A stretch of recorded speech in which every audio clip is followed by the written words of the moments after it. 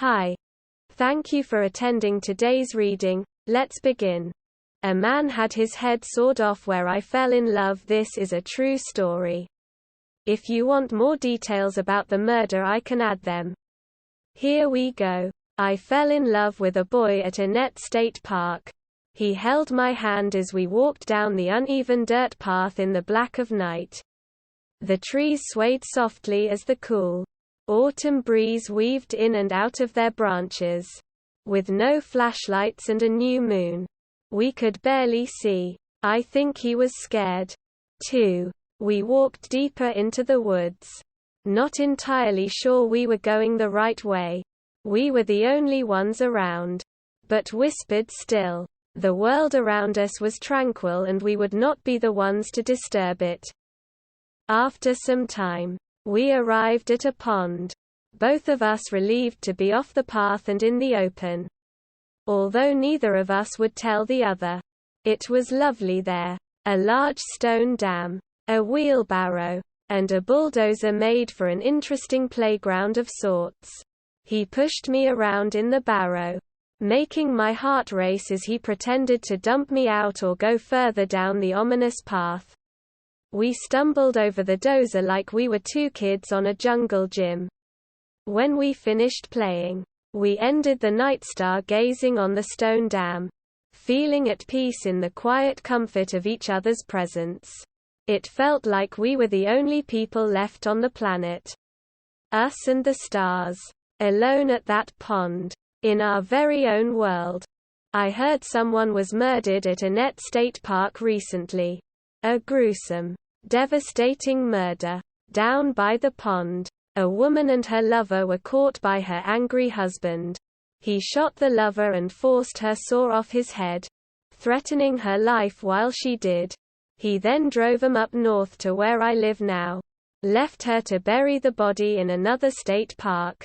It's been 8 years now since that boy and I wandered down that long, dark path. I wonder if he ever heard of that murder in the forest by our pond. I wonder if he thought of me when he did. End of story. Next story. I still love her. Growing up, my mother was a single mother raising 6 of us. My father an abusive drunk who took the frustration of losing my mother on me. The eldest, my mother did her best over the years. But she took it personally when I signed up for the Marines the second I graduated high school. When I was 19, I started playing around with the barracks bunnies until I was called for my first deployment.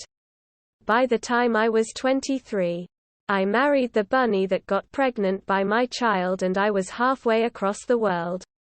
My mother loved my wife until the lies came to light that she purposefully drained my account after aborting my daughter. When I was 24, my contract ended and my divorce was finalized. I settled in on the outskirts of a large military city far from my family. The PTSD confined me to online dating sites and late nights of angrily drinking and gaming, as well as shooting guns with old buddies. When I was 27, I was talked into going out with friends on a group date. The woman I was to be set up with was the forbidden fruit of my buddy.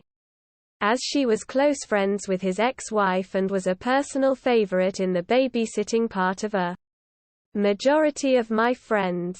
Not only did she babysit their offspring, the ones who didn't have children paid her for babysitting on drug trips. The date was a 90s theme night at the local bar. She was 21 and by far the most beautiful person I ever met. A couple shots left her giggly and playful and we had a blast dancing and talking. She ended up going home with me and I didn't take her home until 3 days later.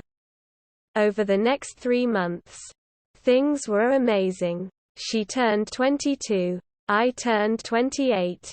We spent every minute of every waking moment together, both in person and online. We started our relationship out with friends with benefits but quickly became best friends. She listened to a lot of my meltdowns and weak moments, and I grew protective of her. There were no secrets between us, and we grew to know each other's facial expressions and meanings. Like we knew ourselves. Right into the 4th month of our friendship, she asked me to come over, where it was revealed that she was pregnant. My brain went immediately to abortion.